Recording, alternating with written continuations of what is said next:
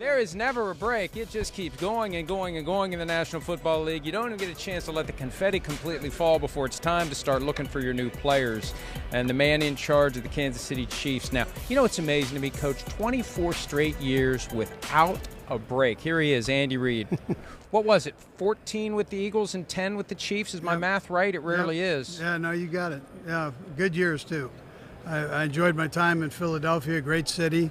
And I've enjoyed my time in Kansas City. So I've been very fortunate to work for two great organizations. So I'm very lucky that way. But you're the man of the hour, as we know. You've been the man of the hour here for a little while. But what is there a difference between the first Super Bowl win or, the second one here? Kind of explain that to us. Yeah, so I think there is. You kind of knew what to expect with the second one as it wound down there. And so I think you appreciate it just a little bit more. Yeah. I think that's... You could take a little breath and go, man, this is cool. Yeah, you go, this is pretty nice. This is it's great for these kids, and especially these young ones. I mean, we had all these young kids. Oh, my gosh. They must have been like a kid in the candy store. Yeah. No, it was great. We showed the clip of your conversation with Peter King explaining the corn dog play, the jet motion, fake and back out and wide open. Walk us through how that play came to be. We know you used it back in Week 1 against the Cardinals, but where did that come from and why in the Super Bowl? Yeah, well, no better place to do it than the Super Bowl. We thought secondary-wise, they switched things off. Yeah, they try to change stuff, a lot of defenses, right? Yeah, so we thought that would be a good play against them, and this guy's a good guy to get the ball into his hands. So. Man. He did a nice job, and Pat read it well. It's a run play that ends up being RPO type play. If you get the same look, the right look. If you get the right look, right? We were lucky enough to get the right look. Yeah. So you got that play. Excuse me, I'm drooling over myself here because I'm so excited. You got that, but that's it's something I broke down prior to the Super Bowl a little bit because they try to squash and they're so aggressive at squashing everything that you kind of use that against them, and then so the second play. Kind of explain that. I mean, most of us know that was squash. It was the wrong play. It was the wrong squash. So it was Kadarius just on the wrong side, or was it? No, it was supposed to be three receivers to the left. Over there. Kelsey messed it up. I know. I heard somebody call out Kelsey. Yeah, but you know what? It was a good mess up. So it worked out. And if you look at it, you'll see.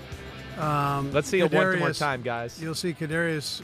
Pat was going to bring him down and do the same one. Right. And he went. Yeah, other side. Yeah, it's the other guys. But Pat knew what the coverage was. If you listen to the audio, he goes 0, 0, 0, so he knew it was zero blitz. Yeah, and here it is one more time. Yeah. You're right. He just left everybody, and then brought him. He knew this would work versus zero. That's right. Yeah. The other thing I'm amazed by, did you get your defense, Spags, what he did? I mean, the Eagles are damn good, as you knew. Yes. There's no weakness. No. His game plan is what I've gushed about a little bit. Yeah. Just were you at some points I can't believe we're calling this defense on 1st and 10 or 2nd and 8? No, he did. He did a nice job. He started off with some pressure and then kind of worked around that and mixed in some zone stuff. Right. But he kept him guessing the second half, and then offensively we were able to get it going. We got a couple stops defensively, and then we were able to get it going offensively, and it was a good blend of team right there. Yeah, and special it was. teams also stepped up and did a nice job. So it was good all the way around there. Yeah. How important was that halftime, that extra long halftime, to really lighten a fire under the offense? Yeah, most of all was to get the fire out of Pat's ankle. So those high ankle sprains, when you tweak them, they hurt like heck, and then, but then they settle down if you're given enough time. Right. So we had the time for that to take place. Not that Pat wouldn't have gone back in if it was a shorter halftime. I mean, he was possessed on that thing about playing, and so. But the longer halftime, we used that also. We broke it into increments of 6-minute increments, and so we could the guys could use a restroom, get a drink, come back. Coaches could go over what went on in the first half, get a drink, go to the bathroom, then come back and give them what the new stuff would be, and then we had a stretch period in there too. So it all worked out where the guys had a little bit of rest, but we could also feed them the information we needed to feed them. Is there anything you could give us? Like, what was the one thing at halftime that bothered you when you walk in and you're like, damn, we got to fix this or we're not going to win? So I thought the primary thing, we were off by a tick. Right. And Howard Mudd, the late Howard Mudd, always used to say he was a run guru. So you go, run it one more time. The first time we're going to try to figure it out. Let me figure out what the problems are, and then we'll fix it the second time. So it was a little bit of that. Right. Let's kind of get it together here and put ourselves back in position where we're more accurate with what we're doing. And then let's get the run game going. There were a couple things in the run game that we thought we could do. Right. I thought Andy Heck had a great game plan for that, and our offensive line coach. Right.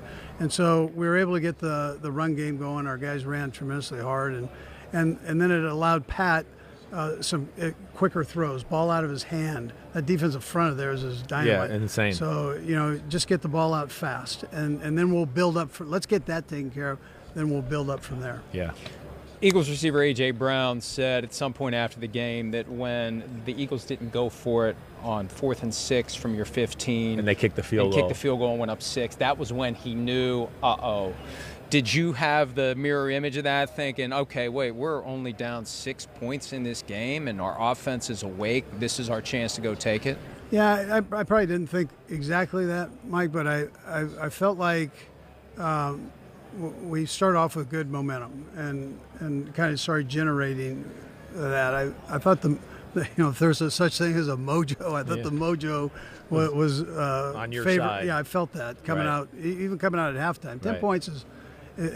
With these two offenses is really nothing. I mean, both offenses are so good, so they can score. So I just thought if we could just straighten it out, we'll be tough. We'll be tough to stop, and then if we get a couple of stops on defense, we'll be okay. That's where my main focus was.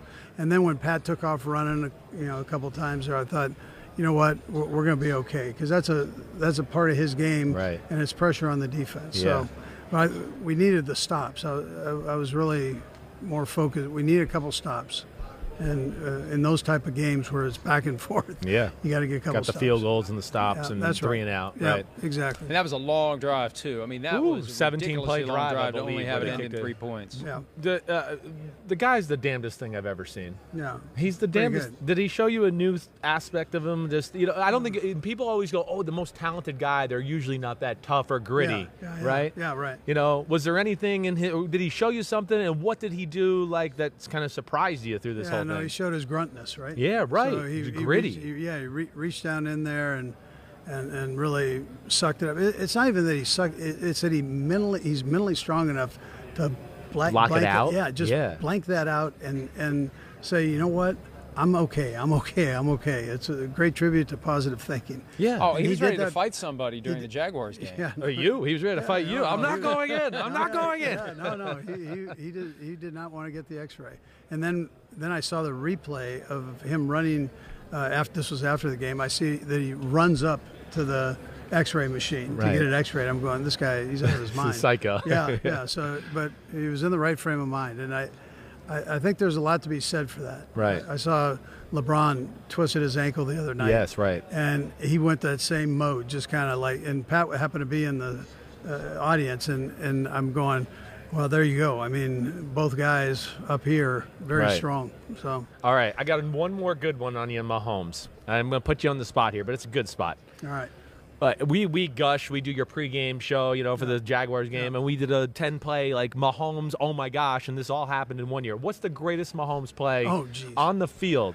Right? Just no practice. I don't want any of that. But what's the one that jumps out to you where you just go, that was? I think probably the left-handed throw.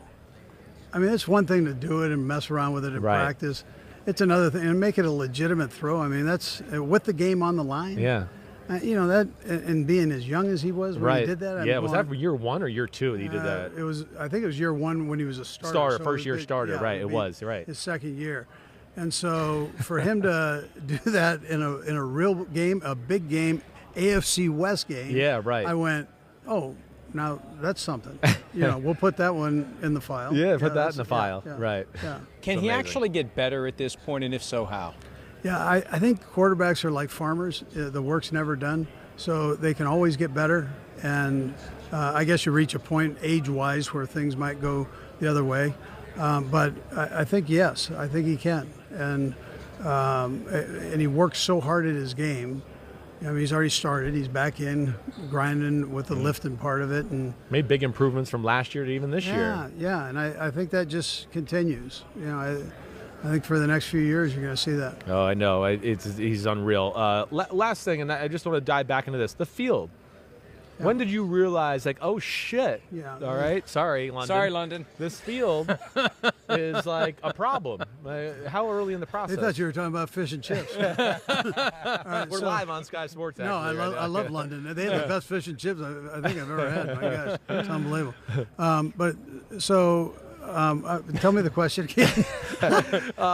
What was I saying? He's got the field. Oh, the field. Yeah, the field. Right, No, I was trying to deviate. Fish and chips went all in my brain I was trying too. to deviate from but you know what? Our kickers went out there the day before. Yeah. And had an opportunity to kick there. I guess it was Friday they went out, and so the field they said it was great. Right. And so sometimes moisture, and they open the roof, and so a moisture can get in there and make it slippery. It was a beautiful field, though. Beautiful. Beautiful thing. Yeah. So I don't know exactly what happened. I thought our equipment guy, Alan Wright did a great job with the studs in the shoes. So, I bet. Yeah, so he made a little conversion change there, and we had enough shoes to do it with. No, I know. That was the thing I worried about. Are these teams going to even be prepared for it to have those kind of shoes? He had all the stuff ready to go, and we had played there that first game. Right. And Bucker slipped on the opening kick or one of the kickoffs. Exactly. Yeah. Exactly. So we went in prepared for that type of thing. Yeah. All right, well, Coach, we thank you for your time. We're going to swap out the hot seat for your general manager, Brett Veach. He's a good one, so man. We'll keep the conversation on the Super Bowl going. Andy Reid, two-time Super Bowl winner, will be back How with about two-time those? Super Bowl winning GM Brett Veach right after this. Thank you. Hi, it's Mike Florio. Thanks for watching PFT on YouTube. Hit subscribe for the latest news and analysis from Pro Football Talk.